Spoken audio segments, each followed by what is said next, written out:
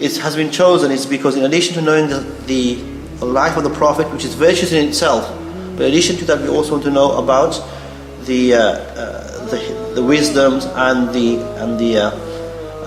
lessons and the parables that we drawn out from the seerah that can be imbued within our own lives, inshaAllah ta'ala. And part of that following of the Prophet alayhi salatu wasalam, as we know that the Prophet in these 2 months of Rajab and Sha'ban used to make the dua, Allahumma barik lana fi Rajabina wa Sha'ban wa ballighna Ramadan. Oh Allah, bless us in our Rajab, in our Sha'ban, and make us reach the month of Ramadan.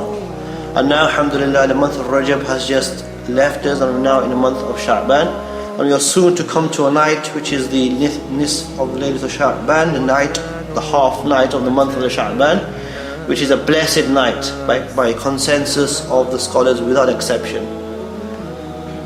So the night is going to come, depending on the calendar that you follow, either the Wednesday night or the Thursday night will be the 15th of Sha'ban. So we should increase ourselves in our ta'at, our worship to Allah subhanahu wa ta'ala. It comes in an author, in a narration that says that Inna Allah lahu al-khawas fil azmina wa amkina wa ashkhas. That Allah subhanahu wa ta'ala has special people, special places and special times. And we are now coming across one of these 3 special times. The precursor to Ramadan, nisf of Sha'ban, the night of Sha'ban, Shabi Barat is also called. And thereafter, 15 days later, we'll be into the month of Ramadan. And depending on your preparation for the month of Ramadan, that is equivalent and proportional to what you'll take from the month of Ramadan. As we mentioned previously, Rajab is like the month in which you sow your seeds. Sha'ban is a month in which you water and cultivate those seeds and water those seeds, and the month of Ramadan is your harvest of what has passed. That's why the people of the Salaf, they used to prepare half of the year in preparation for the month of Ramadan. And a person who has a heart will see that a person who increases himself in the month of Ramadan, the Eid, the word Eid in Arabic language comes from the word Ada yu'idu, which means to return.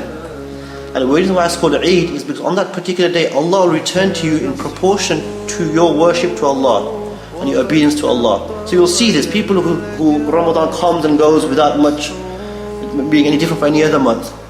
You will see that their Eid will be very, very, very normal, just like any other day to them.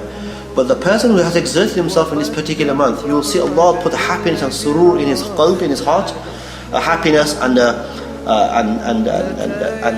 solace within his heart, which no amount of money in the world can purchase. And this is because the word Eid comes from the word return. And Allah returns back to you what you have done. And all of our days of worship, all of our seasons of worship are followed by a day of celebration.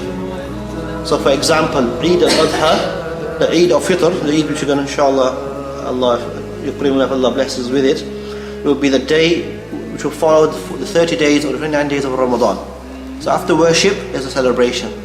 The Eid al-Adha, the Eid of sacrifice, is preceded by what? For the people in Hajj, and for the people that are here, that are not in Hajj, it's preceded by 10 days of fasting in the 10 days of the Hijjah, and also by the sacrifice which you offer before. So thereafter comes the Eid. And this is like this. Allah subhanahu wa ta'ala has put only people's happiness in the dhikr of Allah subhanahu wa ta'ala. That's why Allah subhanahu wa ta'ala says, Ala bi dhikrillahi tatma'inul qulub. Only by the dhikr of Allah will tatma'inul qulub, the heart will find solace and direction and peace and tranquility and all these things which people crave for in this world. Allah has not put it within this world. Rather, Allah has only put it within obedience to Himself and to the Prophet of Allah.